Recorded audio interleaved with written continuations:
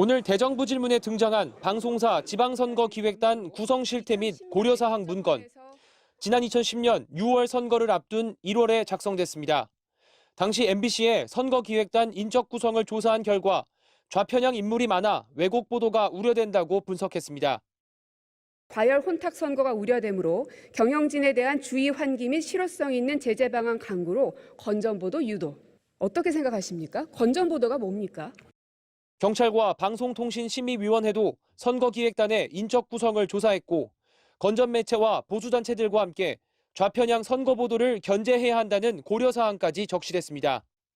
실무 책임자는 노조위원장 출신으로 불법 파업 및 FTA 반대 시국선언을 주도한 전력, 예비후보 등록이 시작되는 2월부터 본격적 왜곡, 비판보도 양산이 전망된다고 쓰였습니다.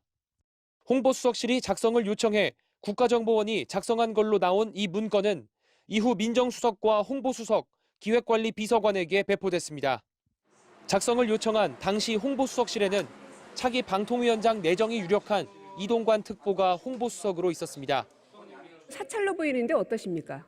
저도 돌아가서 검토를 해가지고 일주일, 2주일 뒤에 답변을 드리도록 하겠습니다. 누가 봐도 언론에 탄압을 하는 그런 문건들이 자세하게 적혀 있음에도 불구하고 여기에 대해서 답변조차 못하고 있는 지금 국민의힘 정부와 여당을 보면서 국민의힘에서는 방통위원장에 상식적인 사람이 가서는 안 된다는 상식적이지 않은 주장까지 나왔습니다. 합리적이고 일반적인 상식적인 사람이 가서는 오히려 어렵다고 보는 거예요. 그리고 그렇기 때문에 또 어떤 이동관 특보 같은 사람이 민주당은 중립적이고 공정해야 할 방송통신위원장에 이 특보는 부적합한 인사라며 내정 철회를 거듭 촉구했습니다. MBC 뉴스 신준명입니다. 국회 대정부 질문에서 설전의 대상이 된 이명박 정부 국가정보원의 언론 장악 문건. 지난 2017년 국정원 개혁 과정에서 처음 실체가 드러났고 이후 정보 공개 청구를 통해 지금까지도 문서들이 계속 공개되고 있습니다. MBC는 이 국정원 문건들, 또 최근 공개 결정된 과거 청와대 문건들을 최대한 모아 살펴봤습니다. 당시 청와대 대변인을 거쳐 홍보수석을 지낸 이동관 특보가 언론 장악의 핵심 역할을 한 정황이 곳곳에 담겨 있었습니다. 나세용 기자입니다. 이명박 정부 출범 6개월이 지난 2008년 8월, 청와대는 국정 주도권을 회복한다며 KBS 감사 결과를 토대로 방송 공정성을 확립하겠다는 계획을 세웁니다. 이틀 뒤 감사원은 방만 경영을 이유로 정현주 당시 KBS 사장의 해임을 요구합니다. 바로 이날 국가정보원은 감사원 조치로 쇄신이 가시권이라며 8월 중 마무리해야 한다고 보고합니다. 이동관 당시 대변인도 배포 대상입니다. 이후 엿새 만에 정현주 사장은 해임됐습니다. KBS가 방만한 경영 상태를 해소하고 공영성을 회복해 국민의 방송으로 거듭나기를 기대합니다.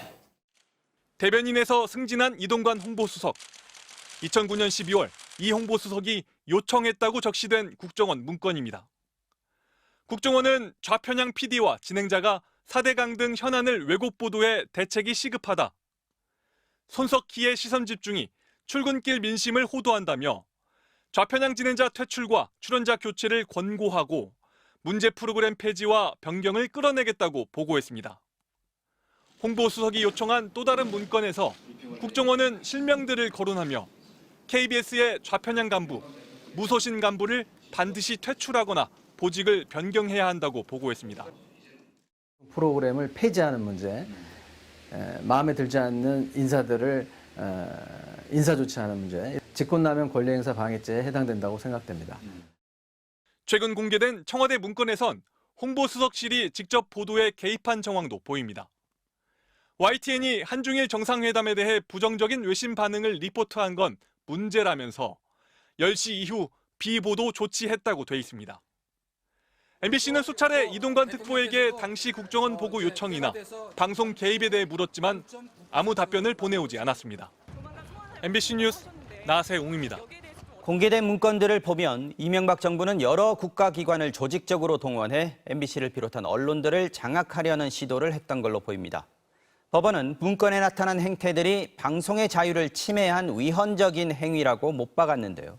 다만 당시 청와대나 언론 정책의 핵심이던 이동관 특보까지 수사나 재판이 이루어지지는 못했습니다. 이어서 신재웅 기자가 보도합니다.